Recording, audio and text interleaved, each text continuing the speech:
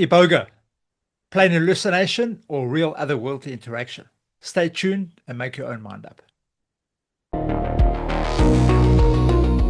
Welcome to Strange Mysterious World, Season 5, Episode 7. Tonight we're going to be delving into the world of, can't really say psychedelics, but other alternative ways of getting to other The other realms. side. The other side of the veil, man. We had to clear the veil. In America, they've got ayahuasca. In Africa, we've got Iboga.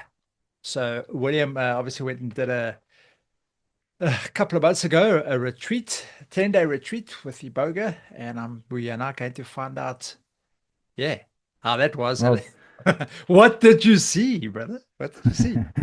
well, I mean, firstly, I hate that they call it a retreat because it's very far from it. When I think of a retreat, I think of like beautiful looking people like in their Relaxing. robes, Yeah. getting a massage every day, foot spa, cucumbers on the eyes, just relaxing, reading a book. Yeah. I mean, this was so Opposite. far from that. Well, look, it's like 4 days. Oh my gosh, see, this the Iboga guys don't want me to talk about. Okay, let's see how long that lasts for. So people listening to this, my light went off. That's what happened when you take a burger. Your light just goes off. Boom. No, so anyway, so people, I don't know, like Iboga, what is Iboga? Well, it's the Ibogaine. So there's a new, like, I don't know if you want to call it a trend, a fad on the block. Ayahuasca was the old one, mushrooms, psilocybin mushrooms, and ayahuasca. And now it's Ibogaine, also known as Iboga. So it Yeah. comes from, it's Iboga, it's a root from Gabon or Cameroon. I can't remember which one. So it's basically the root of this bark. They take it off. And so Iboga is the name of it, like in its pure form, like from the root. But then ibogaine is the extract when they extract this psychoactive compound out of the root, and they make ibogaine out of it. So, man, just think about like psilocybin mushrooms or ayahuasca. If they had to like synthetically make that, like take whatever's in ayahuasca that's making you go into that altered state or the dimensions or whatever that's working on your brain to make you induce that kind of effect. Mhm. If they had to take that out and make it synthetically, I mean, I would call it something else, but that's what ibogaine is. It's like the synthetic version of this iboga, or the not synthetic version, but they're extracting it out. Extracted. Yeah, extraction. Yeah, so like, well, and they've been using it. Well, the main purpose is for heroin and meth addicts. It's got like an 80% success rate. It's like so profound that people that are addicted to heroin, they take this stuff and I mean, they don't even have withdrawal. Like, usually heroin addicts, if you stop them cold turkey, they'll go into such withdrawal that it's actually, it could be dangerous. But apparently when you take this well, on a heroin withdrawal, you in 30 hours you out of the withdrawal. And because they can't actually figure out what it's actually doing, that's so profound that not only does it stop the withdrawal from the heroin or the meth or whatever you're on, but people that have come out of it, they feel that they don't have to use anymore. They don't have to use it anymore because it somehow fixes whatever the problem is. But so they've been trying to do this scientific research, but I think it's so advanced. I mean, this root or whatever this I don't know. They say like it's the spirit, like in ayahuasca, the spirit of ayahuasca or the spirit of the mushrooms, whatever's there. That's whatever's in that stuff that is helping people. I think it's so far beyond science that I don't think we will have the tools, or definitely not now. I think it's so primitive of scientific tools. I mean, science is a method. It's not like a means. It's not like we always think it's like the end result or whatever, but it's actually a method. Science is a method. Well, now it's actually a religion, but like it's so So there's no scientific technology, method that we can do yeah, to technology actually figure hasn't out what caught it's really up. doing. Yeah, technology Yeah, hasn't because I caught think up to try and, it's so far advanced yeah, beyond scientific. I mean, us trying to figure it out scientifically, it's like a child trying to figure out how. how our computer works. You know, I mean, like we so infinite in our like scientific whatever our tools and that we won't know really what is actually the root cause of what this is actually doing. But what they have found is that it's the dopamine and what's the other one? Dopamine and serotonin, like receptors in your brain. It resets them. So like if you have a full dose, it resets it to like about 80% or something, and then if you have another dose after that, it sets it to 100%. And apparently, like if you go into abstinence, like the main way of combating heroin or any addiction is abstinence. You know, like you go to a rehab for whatever 28 days to 60 days, whatever it is, and you just sit there and you abstain from taking the thing, and they give you this 12 steps program, and then they think that cures you, which it doesn't. It's only got a 5% success rate actually. So, and I've been through that, and it's a great place to just dry out. That's what rehab really is. It doesn't actually heal you. It doesn't do anything, but this actually heals you. Um, and oh yeah, so if you go into abstinence, your brain, the serotonin and the dopamine receptors, that only after a year it only starts repairing itself after a year. And then it slowly, and it takes like 10 years to maybe, I mean, if it ever actually fully resets to its proper way of functioning. And the Ibogaine does it in 30 hours. Sure. I mean, that's profound. Like how, and also it resets your nervous system. And they talk about this like white matter on your brain. That's like the communication, like how the neurons and like how you receive and send information in your brain.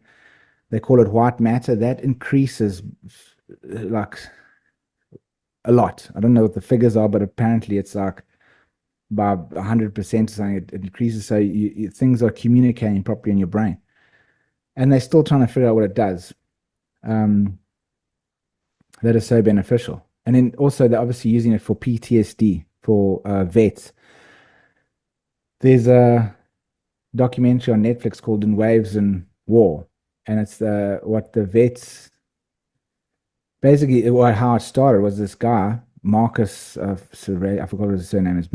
His wife, like he came back from Vietnam, not Vietnam, sorry, Iraq or whatever, those wars, and he was so in a state of PTSD that he would be like sitting there watching TV with a gun, on his lap. And he said his wife and his children said that he was the worst person to be around. He was just drinking a lot. He was just angry all the time, in suicide, like wanting to commit suicide, snapping, in a state of rage the whole time. And his wife was so concerned. She tried everything and nothing was working. So she eventually found online about Ibogaine. So she actually said to him, "This is our last chance. Like you're going to, because it's illegal in America, because it's a Schedule 1 drug, because of the Nixon administration in the 60s when it banned. There's obviously that cultural revolution with all the psychedelics and that like being against the Vietnam War and everything. They saw that it was a problem, so they just banned every drug, like from crack cocaine straight to psilocybin mushrooms. The whole lot just got put under Schedule 1. So that got put under there as a Schedule 1 drug. And it was a pity because they were doing a lot of research with psilocybin mushrooms in that time, and it was showing such profound effects with anxiety and depression. And all of that research got shut down. And now it's re-emerging now, whatever, how many, decades later. And so now Ibogaine has been put on the map.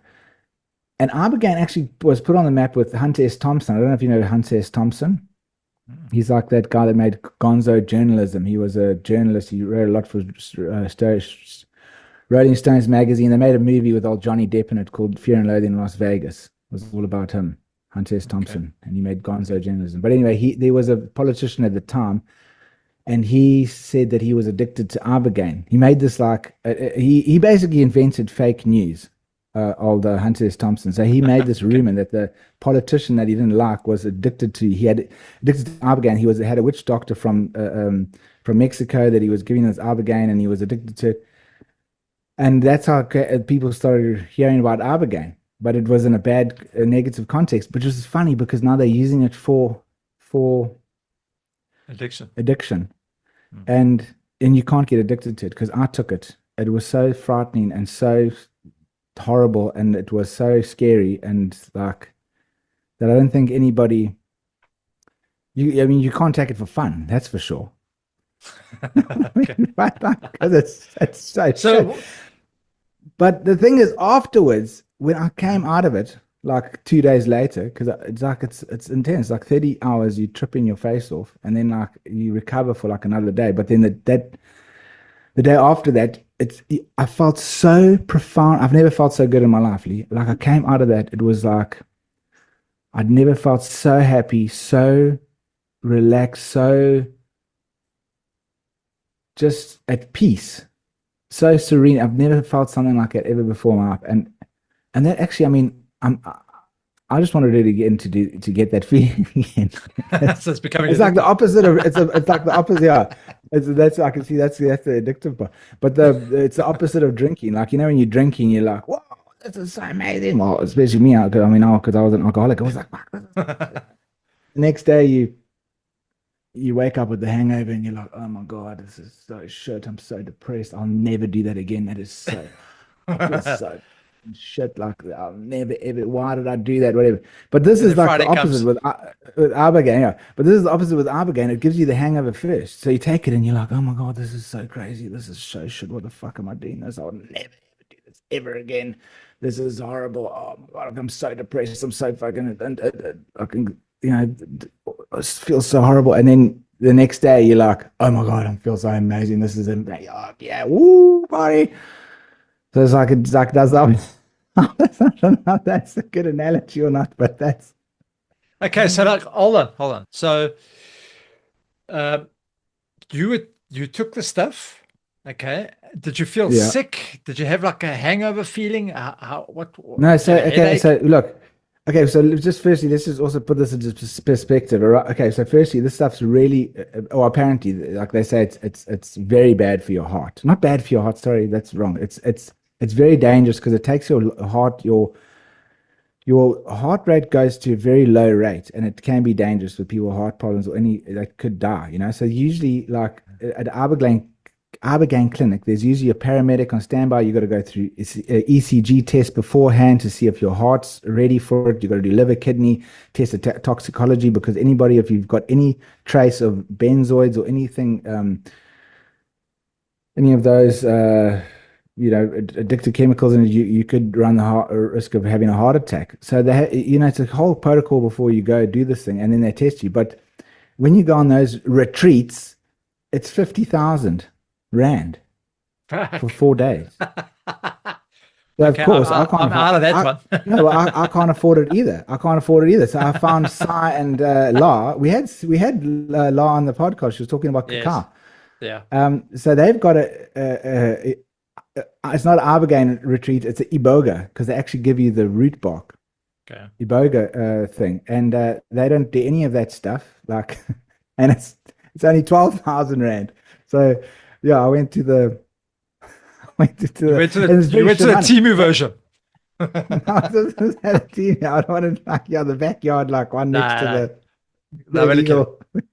No, but anyway, no, they're lovely people, and it's more of a shamanic way. They do it with a shamanic thing. They throw your bones, and you do muscle testing, and it's very shamanic. And like when you go on the journey, they've got like it's a huge ceremony, and it's like very honoring the ancestors. It's actually very beautiful the way they do it, and it's I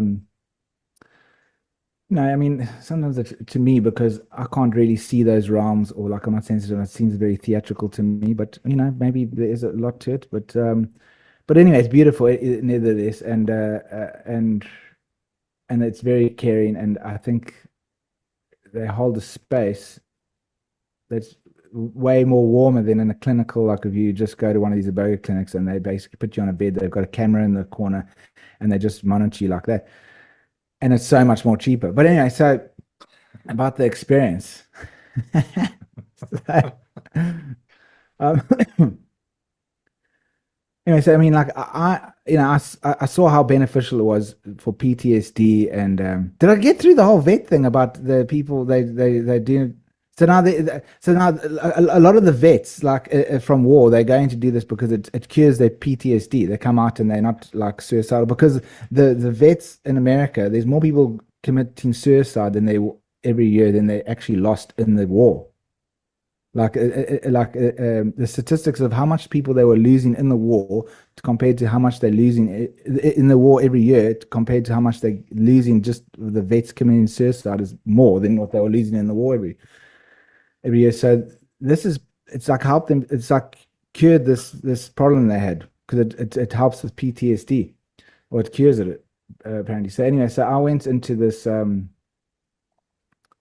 I did the body check. And my body check, and also the shaman, Sa, he like does a proxy muscle check, body check, whatever you want to call it. What are they? There's another name for it. It's kinesiology or whatever. And I came out to 15 grams, and like it's flood dose. I call it a flood dose. So a flood dose is anything from I think it's 12 to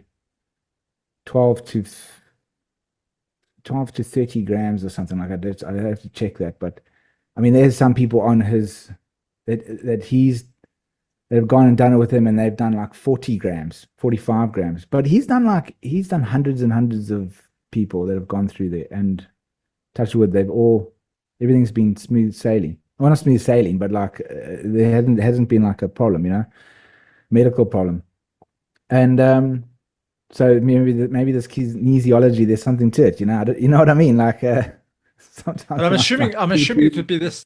It would be the same as kind of medication that you're giving, for example, like a dog. You can't. There's a specific tablet for whatever it is. Might be worms or what. Fucking rabies injections. You've got to give a certain amount per weight category. You can't. Yeah, but that's the thing. Like in the clinics. They actually weigh your body weight and they give you the amount per your body weight. It's very scientific. Yeah. But the shamanic way with old Sa and La, they just do a body test and they check like. So the lady that's done the most there did it like she had like 45 grams or something, and she was tiny. Like she was like half my size, and she was like so small. And I only took 15 grams. And like, is that not because maybe she's done it too often? So do you remember? No, this was the first time doing it. Oh, okay. Yeah. Okay. And so yeah, anyway, so I took it, and so the first like it starts coming up, and my body got all tingly like from head to toe, almost like seeing when I've done breath work, a lot of the times I get this tingly feeling all over my body. So it was kind of like that tingling feeling of the breath work, and it was coming up, and then I went to hell. So did you start seeing things? So you were lying down. Look, okay, so I'm lying down. You lie down the whole time for 2 days. Okay. So you take a liquid. It's a liquid. No, it's in capsule. You grind up the wood, the bark. You grind it up, and you. Okay. Some of it you got to take on a spoon, like you got to eat it on a spoon, because apparently shamanically. Oh yeah, that's another thing. In Gabon and in Cameroon or whatever, it's the Bwiti religion or whatever. They actually give it to every single person in the tribe, takes it as an initiation into manhood. Okay. And I totally understand that now, because we've lost that whole tradition in all of our cultures. Except for the Jewish tradition, they obviously got the bar mitzvah, to bring you into manhood. But we've lost it, and we don't have initiation into manhood anymore, and that's why we all just fucking kids, like boys running around, fucked. Because we don't realize that we're men. I mean, like in every other culture, like the Aborigines, obviously, when walkabout, and the horses here, they go up the mountain, they get circumcised when they're like 16 years old, and they become men, and they like have a whole ceremony in it. You realize you become a man, and then and all around the world, and we've lost that. And the Bhuti people in that Bhuti tradition, they give them the stuff at a certain age, and it initiates you into manhood. And I can understand why, because I came out of that feeling more my age, what I should be feeling. Because I feel like my whole life I've been feeling like I'm a 20-year-old trapped in this 40-year-old body. And it really matured me. Like I felt like my moral compass was so turned in the right direction of what it meant to be a decent, moral, human, upstanding person in society, and to do the right thing. And I just feel like, fuck, it's so amazing, like how mature it made me in such a short amount of time, and like how I feel so sad that we've lost any of that tradition in our stupid materialistic fucking shit modern world we have. And we think we're so advanced and so clever, but we fucking know nothing, and we're such a bunch of fucking babies running around like pathetic.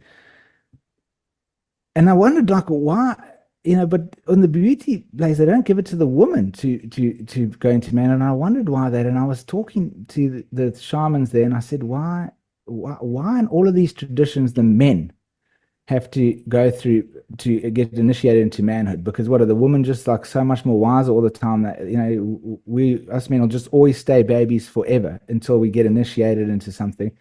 And then La, she said, yeah, well, we give birth, and that's our initiation, because it's such a traumatic experience giving birth that will fucking mature you very quickly, I can imagine.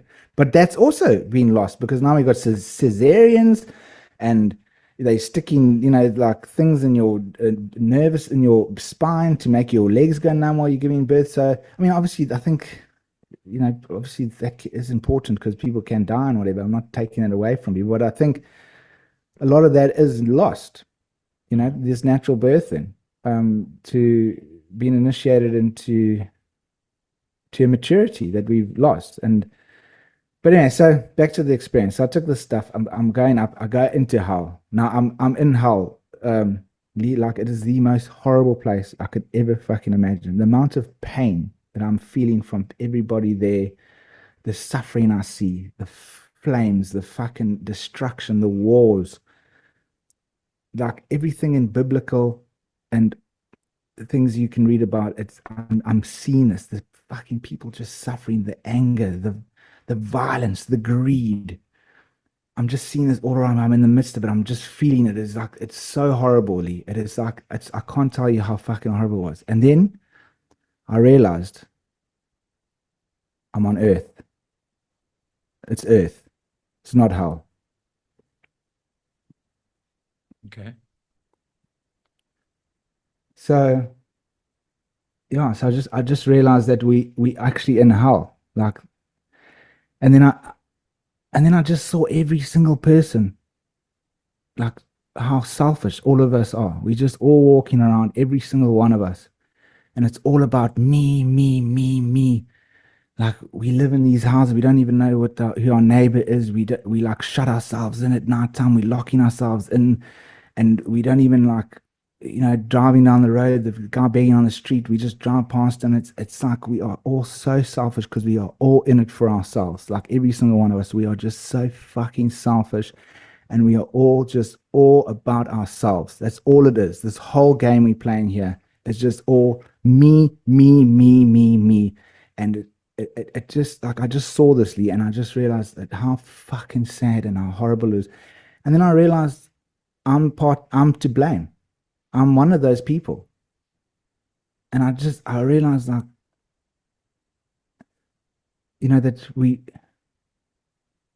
I just felt so terrible how like I'm to blame for this mess, you know? And then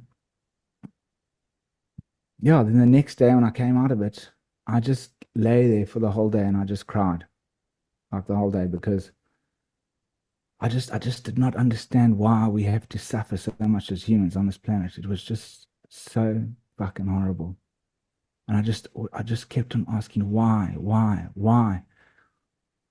And I know there's all of these things about reincarnation, and and we have to learn a lesson and all of this fucking shit. But the thing is, I have not experienced it. I mean, I've done a whole documentary on a past life regression therapy. I was fucking hypnotized 6 times going into past lives, and I couldn't really experience it. So I can't even say if it's a real thing or not. So I don't know. I don't know because I've never experienced it. It's a lovely idea. Actually, it's not a lovely idea. I think it's a fucking horrible idea because I don't ever want to come back here ever again. Um, but the thing is, it actually doesn't fucking matter because if you're not helping anybody, what's the point, you know? So I came out and I realized, okay, that's, you know, well, firstly, I also realized what this whole spiritual nonsense that we all on and what religion's all about. It just made so much sense when I came out. I just realized like we have to help people. We always have to like there's so many people in need, and it's like whatever your capacity is, you just help someone. And I know they like in also in the Rosicrucian things and a lot of spiritual things they say service, you got to be service. But a lot of these spiritual things have all think like, oh, you these spiritual things. Sorry, my fucking microphone went off. They say you got to give service, right? Service, but then they think that giving service is you got to become a healer, like a Reiki master, or you got to fucking learn how to heal people. And yes, maybe that's part of it, but the thing is that not all of us can be healers, and it's like, or you got to be like some kind of spiritual teacher, and that's giving service. But no, like if there's some fucking people that are starving down the road, go bring them some food, or I mean, do something, volunteer somewhere, like that. So I just realized the whole purpose of the spiritual journey. I mean, I know it's been drilled into me so many times of every spiritual lineage I've ever tried or whatever. They say service, service, service, but it really clicked for me now, Lee. And it's almost like also my friend wants me to go to church tomorrow, and I'm like, yeah, okay, well, like it's cool, let's go to church. But the thing is, what are those people doing? Are they helping people? It's okay to go there and believe in God and read the Bible and whatever, but like, are they actually? Is anybody there going out and helping humanity? Like, example, I was these last few weeks I've been like thinking, okay, now how do I help? How do I help? So like I'm thinking, okay, I must give charity. I must give charity. So I'm thinking, okay, well, where must I give money to give charity that is going to make a difference? Because a lot of these charity places, it just goes, most of the money goes to the organization, the people that are running the organization. So like, which one really makes a difference? And also then I realized, but I actually don't have money to give to charity because I haven't even finished paying my daughter's school fees. I mean, I've borrowed money for the last 2 months just to get into the next month because I don't actually have enough money. I'm in the process of wanting to sell my car now because I can't even get into next month because I haven't had a proper job. The film industry's collapsed. So actually, I don't have money to give to charity. So I thought, okay, well, fuck, well, what do I do? So then I realized, oh, time is money. So I must just give my time. So, and that's also what I like about the Muslim religion is that they actually give 10% of their money to charity. And not like the fucking Christians, they give 10% of their earnings to the church. You know what I mean? It's like weird. So, so I thought, okay, well, 10% of my time, I must work out like how, 10% or more. I think 10% must be the minimum.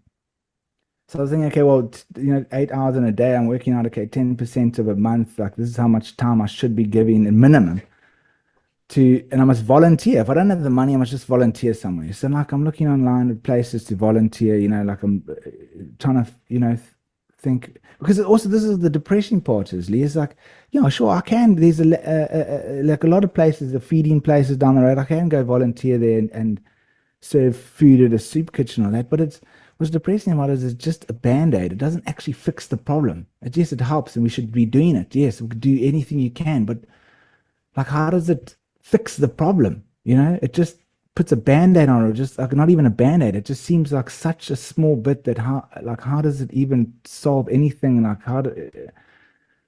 and that's it's so depressing, but at least it's something. But anyway, so like then I'm thinking like, what can I do service? What can I do service? So then I spoke to La and San. They said, well, why don't you?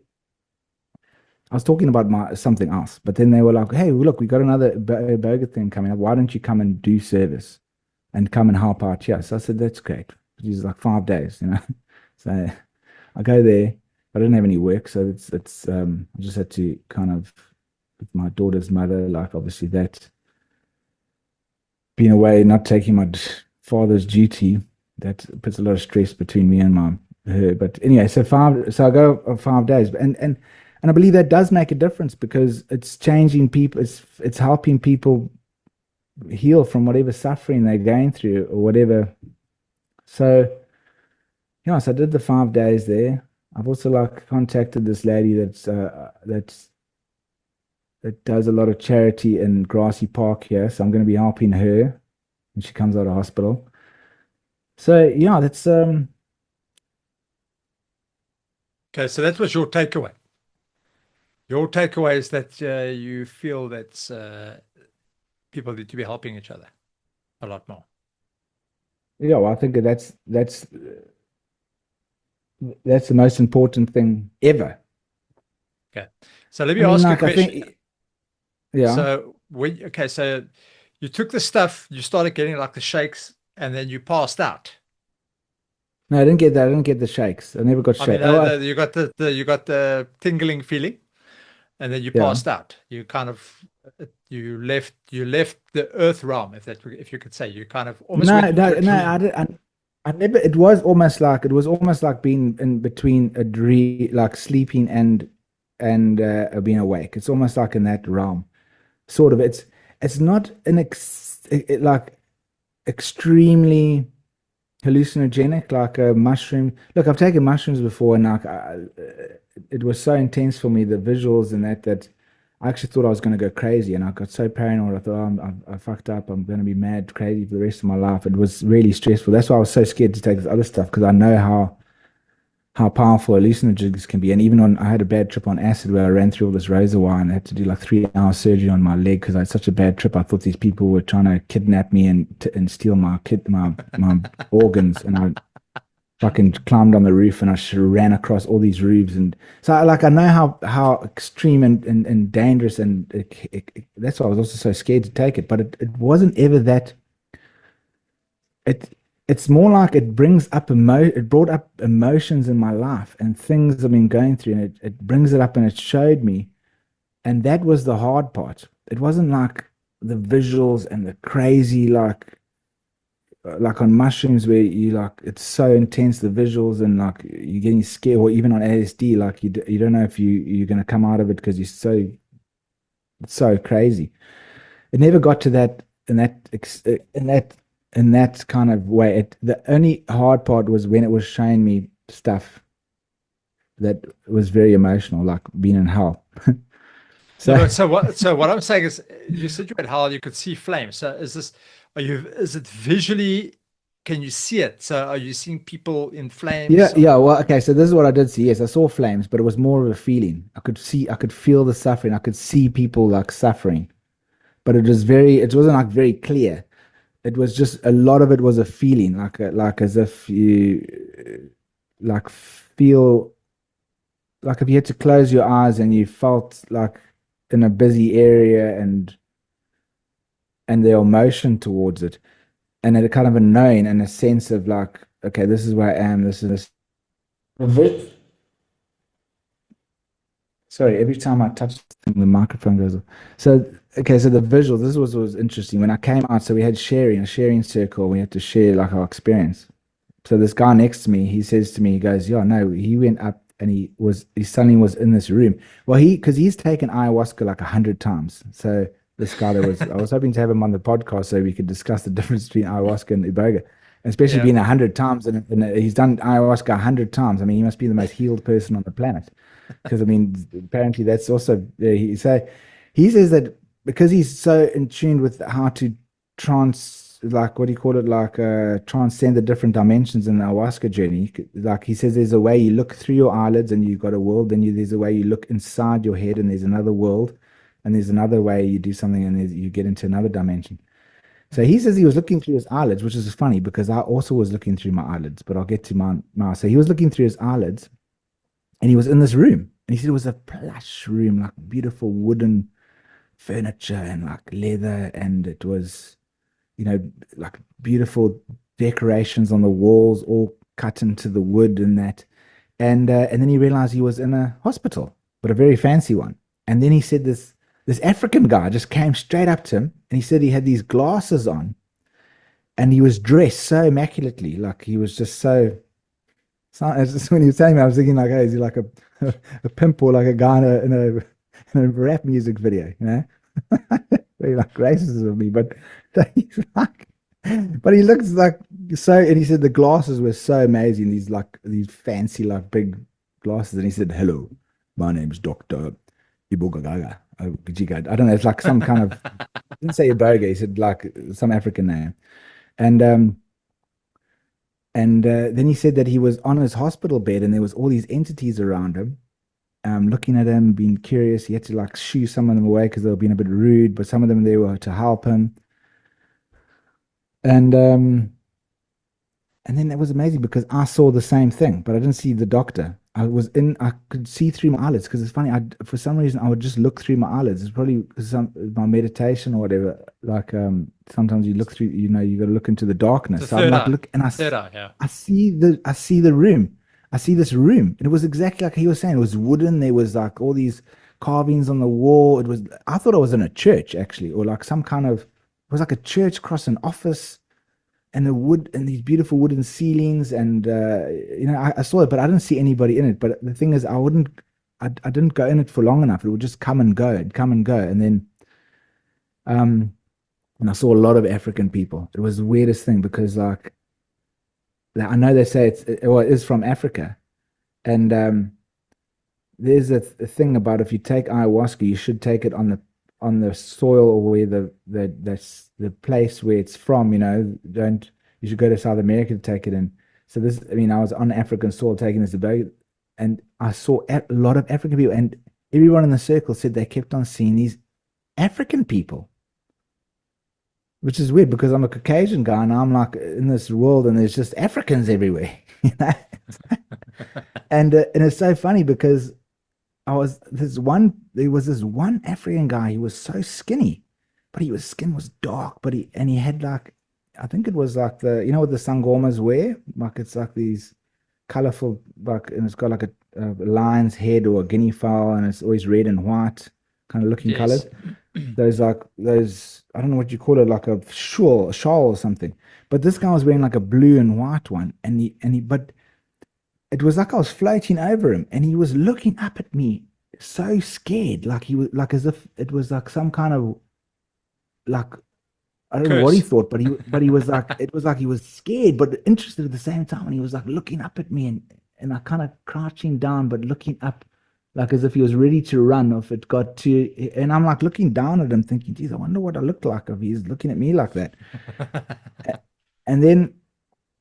And then the patterns came, like it was like in a loop. These loops came, like of lots of images going flashing for. But it's funny because in the circle when we shared afterwards, everyone was having these same things, but those images that were going past them were life situations, and they could see it like a life review, almost like when you die and you see a life review. Okay. But mine, I couldn't see it as a life review. It was just patterns and shapes, and it would go through, and then it would get to the end, and then I would be like, oh, that was like the last loop. The last set of images I came through, the last one is exactly the same as this one. Okay. And it kept on doing that. And I was like, oh, that's the same. Oh, that's the same. And then when it came past, like, then every time I saw it was the same image. I mean, look, the image kept on changing, but then when the second time it came around, it would match the one previously. Then when I started noticing it all the time, it would light up. The image would light up, and it would be like, yes, you got it, well done. And then it would go again, and then every time I'd be like, oh, that's the same thing. Then it would light up, and like it's almost telling me like, well done, you got it. And What then when I images were listened to these? it was just shapes, and like, but then Do you the thing remember the is, shapes? no, I can't remember the shapes, but then it was almost like my mind would go into a story, like almost like if I'm driving and I just start thinking, like a random stream of thoughts. It would go into that, but it would become so real. It would be like I'm in it, like it's, and then I would realize, wait a second, trapped in your thoughts, and then I'd be like, oh, and I'd come out, and it went on like that for hours, Lee, like hours and fucking hours, and hours and hours. But the people that were sharing in the circle, they would say the same thing, but they were saying it was like life, like experiences. They would see it clearly, and then it would be the same life pattern that they could see themselves going in over and over again. And Yeah, you keep fiddling with a mic. my battery almost died, so I had to put the plug in. So, Yeah. so the so I just thought, okay, well, maybe I didn't take enough to see the things clearly enough. Like maybe I took 15 grams, maybe I should have taken 20. And then I would have seen the maybe it wouldn't have been shapes, it would have been a proper life fucking image of like something in my life because everyone's saying that they've seen these life patterns repeating themselves in the journey, and I'm just seeing patterns. Or like But maybe, not patterns like pictures or pictures but of shapes and colors in there. but maybe that So wasn't for anyway, you. Maybe that's because I think it sounds like each, although you might have similarities, each individual has a specific thing within them that needs to come to the forefront. So, like for you example, you kept seeing this loop that kept taking you into almost like a daydream, and you had to keep pulling yourself out and say, "Hold on, that's not this is what it is." So for you, yeah, it was that different. It might sounds have right. been similar to what the other guys were experiencing, but they had something else they had to deal with. So you had too much daydreaming going on. So maybe this is telling you, listen, pull out of your daydreams, concentrate, and Yeah, there we be go. aware of what's going on now. Yeah, I think Lee, that's very intuitive of you or astute or I don't know what the word, but yeah, I think that is correct because it's teaching you lessons. So that's, but yeah, see, yeah, I feel like I have some unfinished business. I think I should go and get another one. But so then, Yeah. then it's yeah, it was me, the addict. It's like another roller coaster. Woo! Yeah. But, but it's so funny because like there was a girl back for her second round, lying about two beds away from me.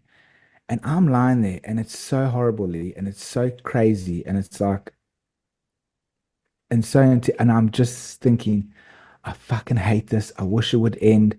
And then I'm thinking, geez, and that girl's back for her second time. Is she fucking mad? Is she out of her mind? Why the hell would you ever want to do this anyway in the first place? Why would you come back a second time? Is she fucking insane?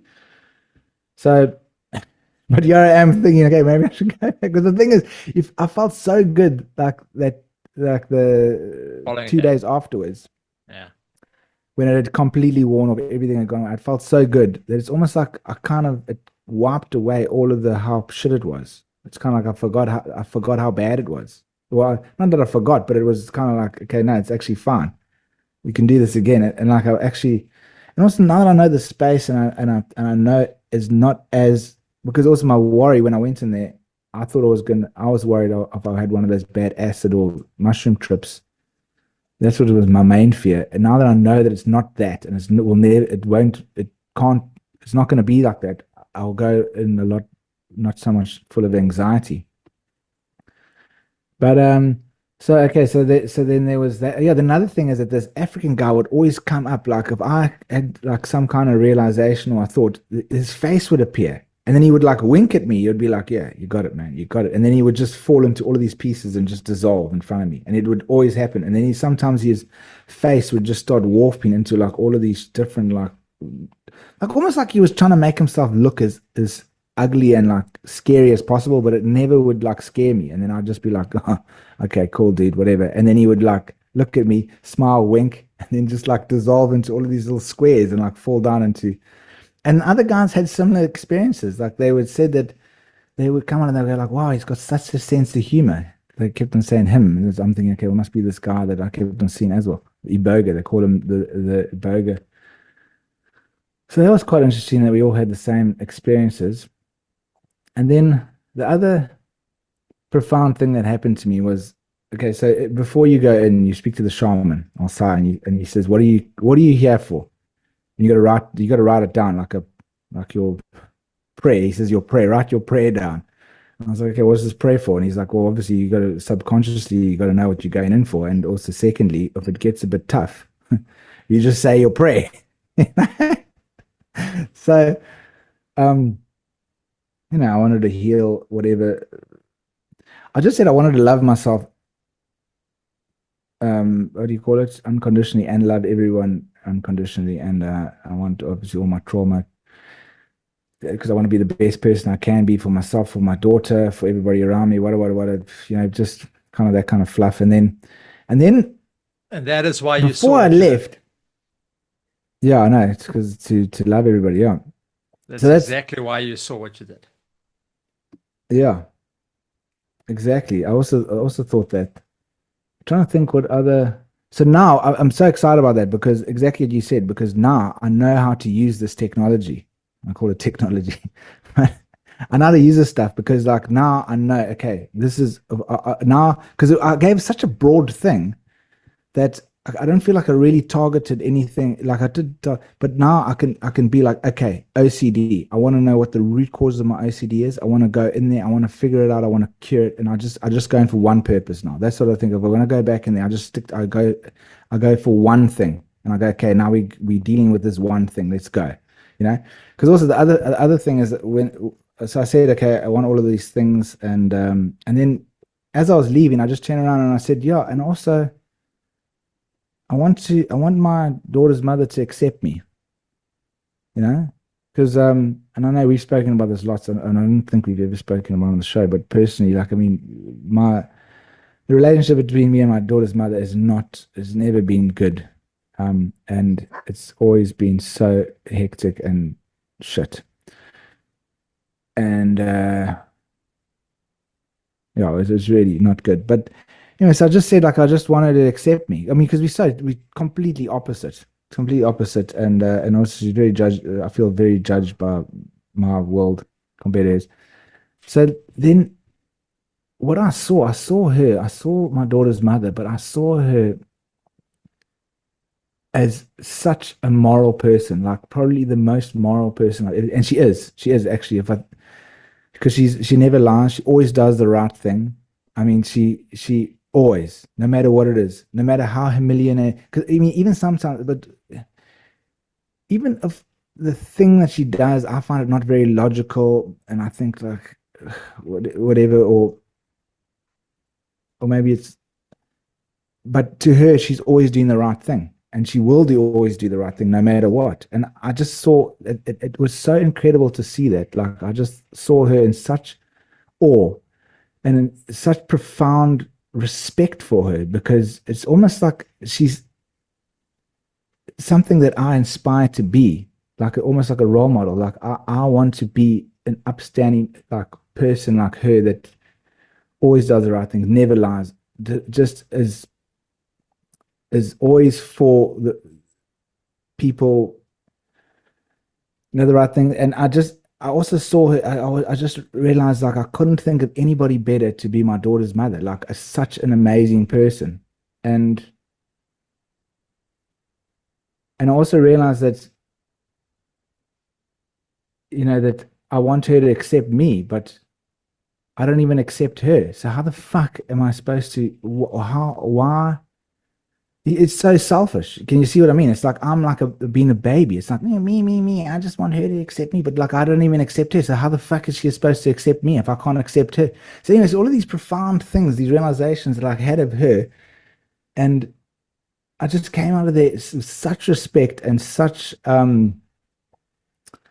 reverence to her that I just like when I look at her now, I just think, of all of her things that like annoy me or like whatever. I mean, I know I annoy the fuck out of her too, and we all not perfect, but at least I can see these great qualities in her and just look at her as like someone that I actually inspire to be, like like a goddess, and she's the mother of my daughter, and how amazing that is. So that really helped me. I came out of there like, and it's helped my relationship so much. I mean, it's been about almost 2 months now, and it's been, and maybe it's even done something like metaphysically, like in the thing, because when I came out, like everything's been so wonderful with us. She actually has, like even when I said I'm going away to this thing, I didn't even tell her what it was because I'm scared she's going to judge me. I'm going to go volunteer so that she's going to think I'm on drugs or something again.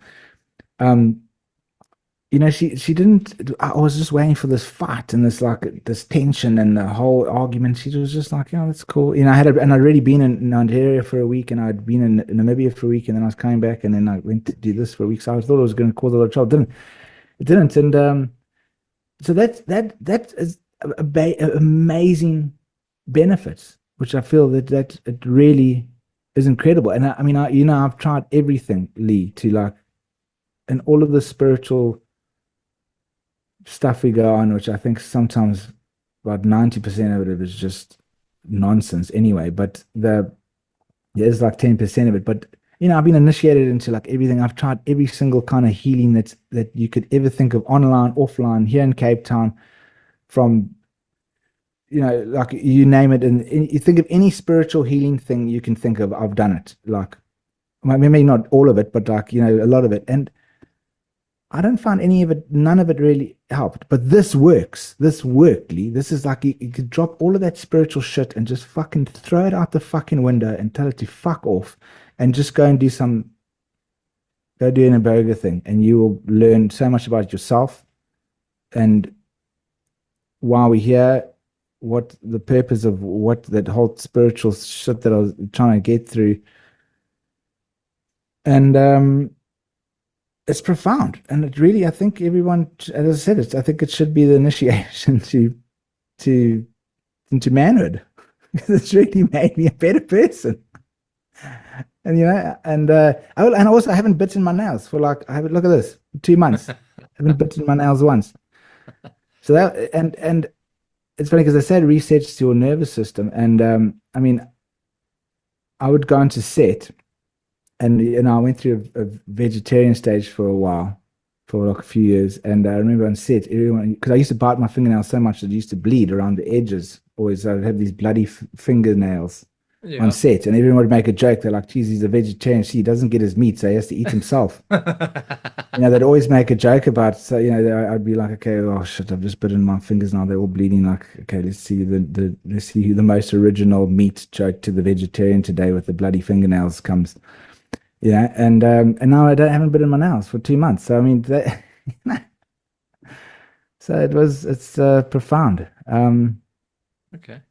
What else? Oh yeah. So anyway, then okay. So now I'm volunteering. So now I'm seeing it from the other side, and I'm watching these three ladies they go through it. One's like a tiny little, like tiny.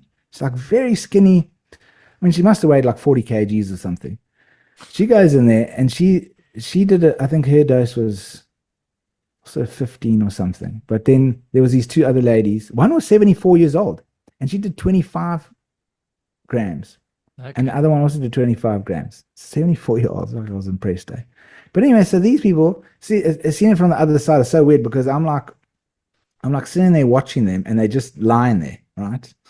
Okay. But I just know what's going on inside there, like the fucking chaos or whatever. Like, I mean, because a lot of the time, especially in the beginning, I felt like I was in this rocket ship or something. My whole body was vibrating so intensely, like vibrating in this light. It was this flickering light in my forehead. Like, I had to keep on opening up my eyes, going like, where the fuck is shining this light in my face? Like, stop it. And then I'd look, and there's no one shining anything. And then there's like this light just pulsating in my head. And yeah, so I'm just like, and it's completely still, like watching them, they just all lying, they're completely still, and I just know that inside it's just like it's weird to watch. And then also like every time I got up to the bathroom to go to the bathroom, I had to be held, like I could not walk, because my body was shaking so much inside. Like, I wasn't physically shaking, like inside me, my whole being was shaking, that when I walked, it was like I would just fall over, because it would just be like so unstable. Like, so somebody would have to hold me so much. Even when I got into the bathroom, like even to take a wee, I would have to sit down and wee sitting down, and like hold onto the walls. Because and so these people have taken 25 grams each, except for the other girl, and they hardly had to be helped to the bathroom. Like, I couldn't understand. Like, Oh, the one girl that was 40 kg, she had to be helped. She was having a bit of a hard time. But then they came out of it. Oh, yeah, I mean, also like I remember I had to make a fire. There was a fire in between the two, the 74-year-old and the other girl, the not the small girl, the other girl, and lady. And I was making a fire, and like sounds like, you have to be, you got to say thanks for the fire, and you got to like say a prayer, like you got to, it's like everything has to be shamanic, like everything you do, you got to like pray for it first and give thanks and whatever. So now I'm making this fire, and I have to pray and say thank you to the fire, but I'm whispering, I'm like, thank you, fire, for keeping us warm, and if there's bad energies here, take up the bad. And I'm like making trying to like make it up as I go, and he's like, William, I can't hear you. You're making the prayer. And I'm like, yes, I'm making the prayer. I just don't want to disturb these two here that are next to me. And then one lady just starts laughing. She's like laughing her head off, and she's like, yeah, don't worry about me. And this is like, I don't know, 10 hours into the journey. Like she's still got another 20 hours to go. And she's so like, I mean, I was in such like state, things I mean, I would have, even if somebody, the funniest, you could have had fucking Bill Burr next to me doing a whole comedy session, and I wouldn't have laughed to one of his jokes because I would have just been like, because I was in such a state, like I mean, I'm in hell. And she's just laughing at me, and then they come out, and you have to do the share. And I remember the next day, because you go in on Friday night, you in the process through Friday night, all of Saturday, and you come out like Saturday evening, and then I couldn't even sleep Saturday night. I was still in the process, and then Sunday I basically cried the whole day. But Saturday night I couldn't. I'm out of the journey. I'm like I was out of all the visuals and the feelings, and everything was gone. I felt back to normal, but I couldn't sleep that night. And then I also thought it didn't work, because I said to Sam, I was like, and I was actually getting upset, because I thought, geez, I thought you're supposed to feel amazing after this. I'm feeling even more depressed than when I came in. And I spoke to Sam, I'm like, dude, I think I'm a statistic. I think that didn't work on me. I'm fucked. It's actually made me worse. I was so scared. And then he was like, no, don't worry. You still got the whole of Sunday. It's still working with you. And then I felt a bit better, went back. And then that Sunday, I was just like fucking bawling my eyes out the whole of Sunday. And then Sunday night, I slept like a baby. And then Monday morning, I got up, and it was the best I've ever felt in my whole life. Like, hands down, the most amazing I've ever felt. So amazing. And then that Sunday night we share, right? So the same thing. These people go through the whole thing, whatever. Sunday night they come, they do their sharing, and they just like, the three of them are sitting there. They're like, "Oh no, it was good. It was profound. Yeah, I saw an African guy. Yeah, it was. I felt it was wonderful, amazing. I mean, when I was sharing, Lee, I couldn't even talk. I was crying so much while I was sharing. I was fucking bawling my eyes out. I couldn't even what I was trying to say out, because I'm fucking crying so much, because I'm telling you how profound it is. This is what happened. I can't believe this is what I realized. I'm just a mess. And these like three girls are just sitting there like as if they've gone to the retreat with the fucking cucumbers on their eyes and had a massage for 30 hours and like a foot rub and everything else, the happy endies. And they just like, and they're like, oh yeah, it was so amazing and oh, profound. Oh yeah, lovely. And I'm just thinking, oh my God, are you fucking kidding me? Like what? So I don't know, Lee, like some people fucking you go crazy and other people are not crazy. Like you just have this, I don't know, the most profound experience I've ever had in my life, like hands down. And these people just as if they've just eaten a bowl of cornflakes and they've got it all this morning and now they're off to the fucking gym to go. I don't know. It's the weirdest thing. I was like looking at them like, is that it? Are you serious? Like what? Yeah, say so. Isn't there something more? Like, did you realize something? I don't know.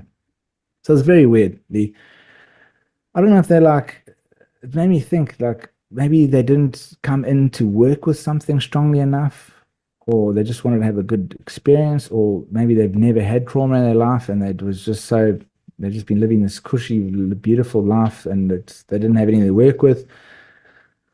Or maybe they were new souls, if you believe in the reincarnation thing, and they're just so squeaky clean, didn't have like a million lifetimes over and over again to fuck themselves up. They didn't build up, like come in there like a fucking old beat up fucking car from a million, you know, reincarnations, like Yeah. fucked. I don't know I don't know how to think about it, but it was very interesting that they, or maybe it was just so personal to them. Maybe that it was just so profound and so, who knows, maybe they had like some really crazy experience they didn't really want to share because it was Share it. too personal. I don't know. I don't know what to Maybe. make of it, Lee, but I just was a bit dumbstruck.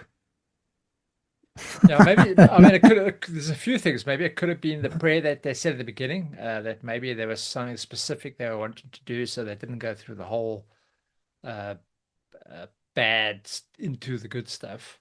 Or it might have just been, like you say, they could have held back on what they were really feeling. Because not everybody can show feeling. Not everybody's got that ability to. I don't know if it's an ability, but not everyone's got that ability to share their emotion. A lot of people will hold back Yeah. on that type of stuff. So that could be the case. But Yeah. yeah, So, interesting, man. Interesting. yeah. But it seems like, because I mean, when I took that LSD, when I had that LSD trip, it was also very, it wasn't profound, but it was very peaceful. Kind of made you Yeah. see things a little bit differently, and also have that respect for nature and respect for, you know what I mean? So that was pretty cool, but that was very mellow kind of thing. But Yeah. I yeah, think, also, I mean, I've done a lot of LSD when I was younger, but it was always when I was drinking. And I mean, I had the funnest times I've ever had in my life on that stuff, but also the most terrifying times I've ever had, ever. depends where your But I mind never, is, I suppose. yeah, no, it's obviously setting and intention. But the thing is, I would love to use it in a therapeutic way where you just, put a blindfold on, put some headphones on, and really like go inside. Because I was, always with friends and we doing Mm. stuff and running around and at a club or whatever. So yeah, there we go. That's Okay. did I miss Okay. anything? Well, awesome, man. Thank you for sharing. So yeah, next time you go, you just let us know your intention, and then what actually came of it. If you saw the same guy again, that'd be quite interesting. Yeah. If you see the same Yeah, I want to dude. go see the glass. But the thing is, now that I know because the other guy next to me, he saw this guy and he's put the image in my head now. My subconscious is gonna probably make up that same guy. I wish he never said anything, and then like I did it again, and if I saw that guy, then I would know. Okay, well, this is a real guy because then if we spoke about it later, and he was like, "Oh, did you see the dude with the glasses and the cool suit?" And Well, everybody saw the guy in a um, different version. You saw him in a different way. He saw him in a different way. hmm. Same dude though. Yeah, there's also Same spirit. another thing is that the girl, that 40 kg girl, the little one, she kept on saying that there was this person that she called it a spirit guard, you know. So the spirit guard, while she was in the thing, kept on coming and hovering over her bed and like sitting on her bed, and she kept on thinking it was one of us coming to check on her, and then she would like open her eyes and look to see what we wanted, and then realize, oh, it's her spirit guard. Always question that stuff, like how do you really know it is your spirit guard, like, you know? But anyway, so she's all but that's another thing is that oh yeah, I also saw my dead uncle because apparently it's you see your ancestors while you're on this, and beings, like spiritual beings and whatever. Like she saw her her spirit guide, and I just saw a lot of African guides. Well, maybe they're my spirit guides, the African dudes, the Kenyan guys. They look like they're from Kenya or something. But so I saw my uncle, and it's funny because he had very distinct wrinkles around his eyes. Well, to me, like I could. So I was like, because you spend most of your time lying on your back with your eyes closed, and I saw his eyes. They were looking at me, and I was like, oh, fuck, that's Stuart's eyes. And I was like looking, I was like, hey, Stuart, is that you? And then his whole face came into being, and he was just like this, and he was like kind of looking at me curiously, like as if like, Jesus, is that you? And I'm like also looking at him like, fuck, Stu, is that you? Like we both looking at each other like, what the fuck? And then it went away. I mean, but like, I wish now that I know, if something like it happened again, I would be like more interactive, you know? Because Yeah. there I just was like, geez, what the fuck's going on? It's Stu. Like, Stu. Like, just a shock to see me. Um, yeah, so that's the Ibogaine, Iboga. Okay. Cool, man. Yeah, we must definitely for how often do they have this retreat? They have it once. There's a 4 day one, and a 12 day one Okay. every month. That because the thing is how it's supposed to work is you're supposed to take the dose, and then like a few days later you're supposed to do another dose. Okay. That's how you're supposed to like in the clinics where they're treating what's it called, PTSD. the no, yeah, PTSD and drug addiction. They serve you a big dose, and then as soon as you recover from that in like the next 3 days, you go straight back in. They throw you back in with another big dose. Okay. I don't know, because that first dose was like, I mean, I don't know how you can go in another time straight after that. Fucking too crazy. Um, anyway, yeah, so it's profound. I really do recommend it to everybody. I think everybody needs to do it. I think Okay. the world would be a better place. I think that'd be like mandate. If you wanted to be a leader of a country, there should be a mandate where it goes, okay, well, okay, you got to do two Ibogaine sessions. Like, and then you can become president. Like, I think anybody that gets into politics, it should be mandate. They'd be like, okay, you want to be in politics? It should be at the university. It's like a year one, first year. They're like, okay, when you start, okay, Ibogaine first day, 4 days later, another Ibogaine. Okay, now you can study politics. There you go. You're good to go. That's Maybe. how it Good should idea. be. Yeah, good idea. Change your mindset. Maybe think of things a little bit differently. No, the world would be a better place. Absolutely. Yeah, 100%, man. Awesome. Well, thank you, man, for sharing. Much appreciated. I probably will do Cool. it one day, but it's got to be many, many years from now when I can afford 12 grand. Even the Timu version I can't Hey, afford. well, they do. They can do. You can do a payment plan. Thanks, dude. Cool. It's yeah, but it's crazy because it's actually a lot of work because being serving there is so much work that goes into it, and they don't have a lot of people going through this. So I actually was wondering. I was even speaking to them. I was like, how do you even keep this up? Like, if people are paying 12 grand for like to be here for 4 or 5 days, it's actually basically 5 days, and you're only getting like three people at a time. Like, how do you pay for? Because it's him, her, this massive like estate, like it's beautiful. It's in Kranzbad. It's got this beautiful garden. Um, it's in the like it's not in a suburb or anything. It's like in the bush. What do you call it, on a farm or whatever. So, and then they've got like two other permanent staff and them and like a guy that tends to the garden. And I mean, I just was wondering, how the hell do you even survive? So I mean, Mm. it's you guys better go before they change the price, because I think I've convinced them to put the price up. Yeah, they're not definitely looking. No, cool. Okay. Awesome, buddy. Yeah. Much I see you, appreciated, Lee. everybody. Yeah, thanks for everybody Cheers, for guys. listening again. And yeah, don't forget to buy us a coffee, man. I've got to say app there. So if you're wanting to, please do buy us a coffee. Oh Otherwise, yeah.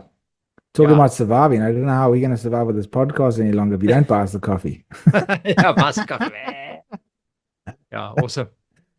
Dudes, Okay. from around everybody, thank you for listening tonight. And yeah, we've got Father Damon Rabani coming up next week, talking about the Gospel of Mary, I think it is. And then, yeah, cool. Awesome. Chat to you then, guys. Okay. Cheers, Cheers, Will. guys. Cheers, Lee. Thanks. Cheers, bud.